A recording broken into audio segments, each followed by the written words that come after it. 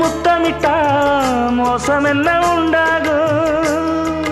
சத்தமிட்டா நிலைமை என்னாகும்?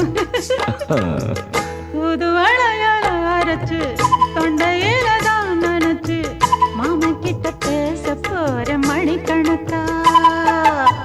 தூண்டாமணி விளக்க தூண்டி விட்டு எரிய வச்சு ஓ முகத்தை பார்க்க போற நாள் கணக்கா.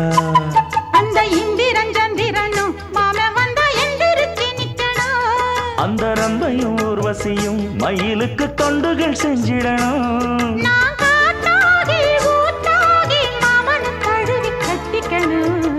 தூது வளையல அரைச்சு தொண்டையில தான் நினைச்சு நானும் கூட பேச போறேன் மணிக்கணக்கா.